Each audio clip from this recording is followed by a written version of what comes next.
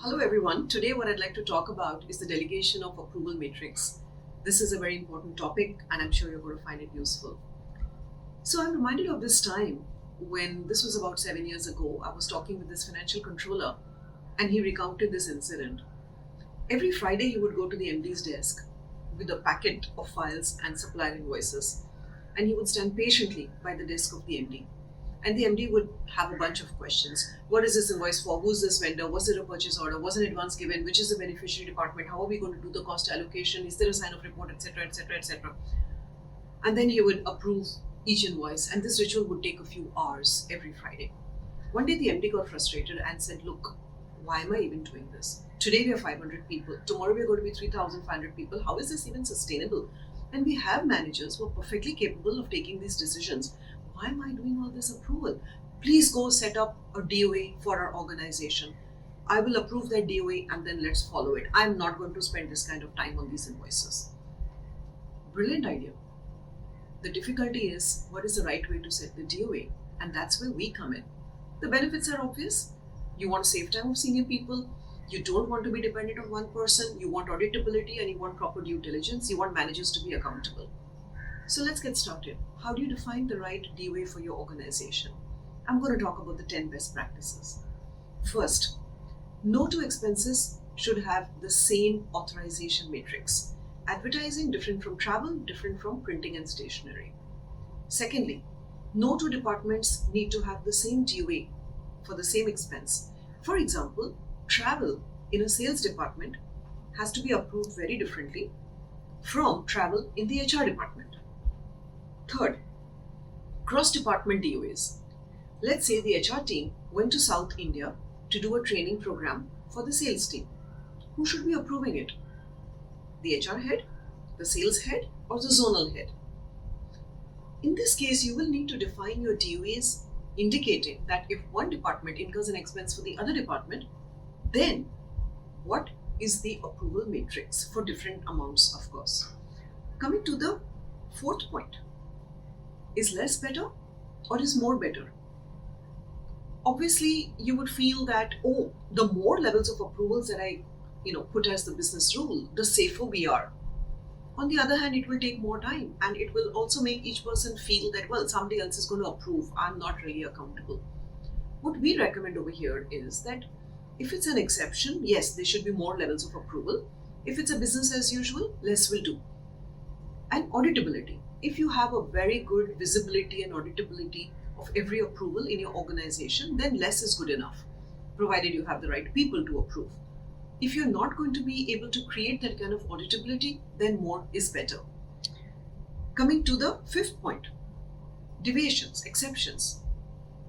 There will be deviations and we have to define the DoA for deviations. So the first question is, how will you know that something is a deviation? So we advocate the use of checklists.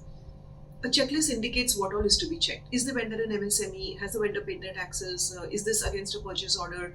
All the things that you want the approver to know before approving, put it onto the checklist. If any question is not answerable, that means it's a deviation. So then you don't go for the normal business as usual approval matrix, you go for the deviation matrix. So please define your deviation workflows over and above the business as usual approval matrix. Coming to the sixth point, no budget, then what? Simple really. Nobody should be approving something that has no budget, which means that alongside with defining your DoA, also define your budgets so that if there is no budget, it doesn't go for approval, finished. Seventh point is the auditor's requirement. Do find out what is it that auditors might be looking for. This is a changing area. Every year, the rules are becoming more stringent.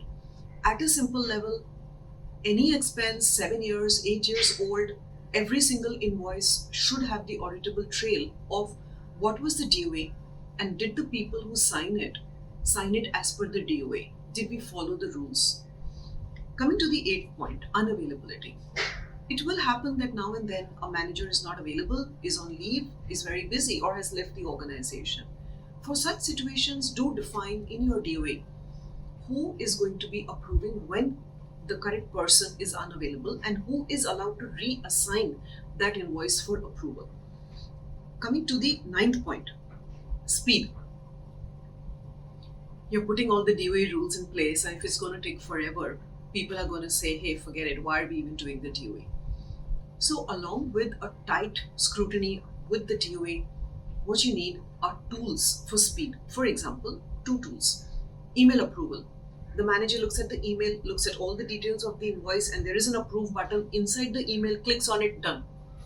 Takes a few seconds, you could be sitting at the airport and you could do it. The second tool is a mobile approval tool. Look at the mobile app, see all the invoices, decide which ones need to be approved, see the information you need, and approve. So let the approval process be quick, but not compromise on the due diligence. Coming to the last, the 10th point, reviewing. No DoA is written in stone. You've got to review it periodically. You will need to define what is the review cycle, who's going to review it, and what information do you need to be able to review it. With these 10 points, what we have seen are the best practices for defining the DoA. We at Expenzing have done a lot of work on DoAs. We have a software platform that not only helps you define the DoA, but enforces it and gives you auditability and visibility. Every manager gets a tool to do a quick approval without compromising on due diligence. So if you'd like to know more about how the DoA can be implemented and enforced in your organization, do contact us. We could show you the DoA running in action on the platform. Thank you.